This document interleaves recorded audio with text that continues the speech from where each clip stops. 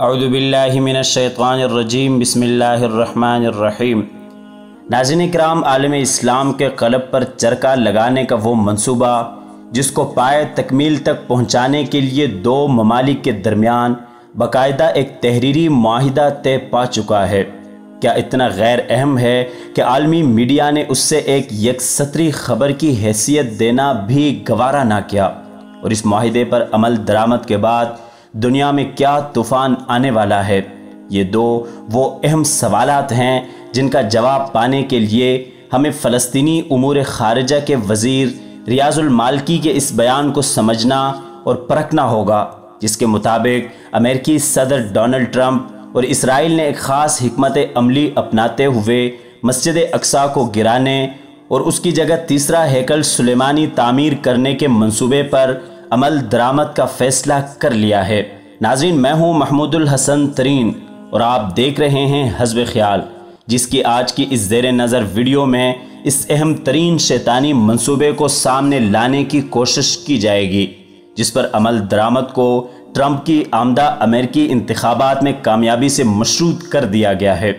لیکن اس کی تفصیلات میں جانے سے قبل آپ حضرات سے گزارش ہے کہ اس ویڈیو کو بغیر سکپ کیے آخر تک لازمی دیکھیے گا۔ معزز خواتین و حضرات، یہ ایک عالمگیر حقیقت ہے کہ اس وقت دنیا میں لڑی جانے والی سر جنگ دراصل عالم اسلام اور یہودی فتنہ گروں کے درمیان ہے، جس کی منزل مسلمانوں کے قبلہ اول کو شہید کرنے کے بعد اس کی جگہ تھرڈ ٹیمپل کی تعمیر ہے، اور زمینی حقائق کی شہادت کے مطابق دنیا کی واحد سپر پاور جو کہ پنجہ یہود میں ہونے کے ناطے نہ صرف ماضی میں ان کے ہر ظلم پر ہمنوا رہی بلکہ آج بھی امریکی کرسی اقتدار اسی یہودی لابی کی مرہون منت ہے، جس نے گزشتہ انتخابات میں حیرت انگیز طریقے سے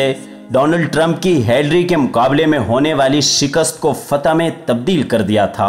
اور وہ صرف اس شرط پر ممکن ہوا تھا کہ ٹرمپ یروشلم کو دارالخلافہ بنانے میں اسرائیل کی مدد کرے گا، جو کہ بن چکا ہے۔ مگر اس موڑ پر اس بات کا تجزیہ بھی ضروری ہے کہ اس اقدام پر عالم اسلام اور باقی دنیا کا رد عمل کیا تھا۔ ناظرین، شاطر صہیونیوں کا ہمیشہ سے یہ طرز عمل رہا ہے کہ انہوں نے اپنے ہر منصوبے سے پہلے بہترین نبض شناسی کا مظاہرہ کرتے ہوئے پہلے چھیڑ چھاڑ سے مسلمانوں کے ایمان صد چاک کو آزمایا، اور جب یقین ہو گیا کہ اب اس تن مردہ میں کوئی روح باقی نہیں تو پھر پوری ڈھٹائی کے ساتھ اپنے قدم آگے بڑھائے، اور یہی صورت یروشلم کو اسرائیلی دارالخلافہ بنانے کے وقت بھی مشاہدے میں آئی۔ بلکہ صاحبان خبر جانتے ہیں کہ ہر امریکی صدر کے انتخاب سے پہلے اس کے ساتھ اسرائیل اور عالم عرب کے درمیان پائے جانے والے کچھ امور پر شرائط طے کر لی جاتی ہیں، جنہیں وہ اپنے عہد اقتدار میں پورا کرنے کا پابند ہوتا ہے۔ اور اب ایک دفعہ پھر نہ صرف امریکی الیکشن کی آمد ہے بلکہ یہ سپر پاور آج اپنے ماضی کی نسبت کمزور ہونے کی وجہ سے پہلے سے کہیں زیادہ اپنے اکاؤں کی چاکری پر مجبور ہو چکی ہے، جبکہ ایک سروے کے مطابق ٹرمپ کے سیاسی حریف جو بائیڈن اس وقت مقبولیت میں ٹرمپ سے کہیں آگے ہیں، اور ان کا مسئلہ کشمیر پر سامنے آنے والا بیان بھی اس پر دلالت کرتا ہے کہ وہ امریکی مسلمانوں کی حساس رگ پر ہاتھ رکھ کر انہیں بھی اپنا ہم نوا بنانے جا رہے ہیں۔ ایسے ناسازگار موسموں میں ٹرمپ کا اپنے یہودی اکاؤں پر انحصار ہی اس کی کامیابی کی ضمانت بن سکتا ہے۔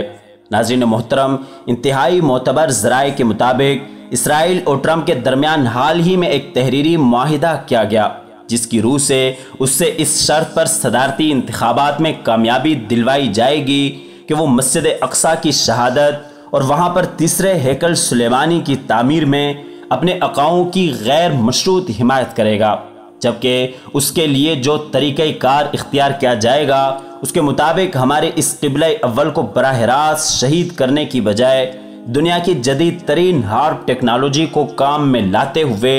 پہلے وہاں پر زلزلے برپا کیے جائیں گے،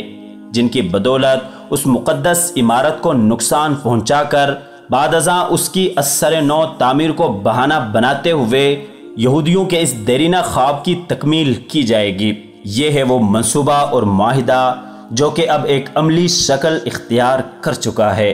لیکن یہ دکھ نہیں کہ اندھیروں سے صلح کی ہم نے، علم تو یہ ہے کہ اب صبح کی طلب بھی نہیں۔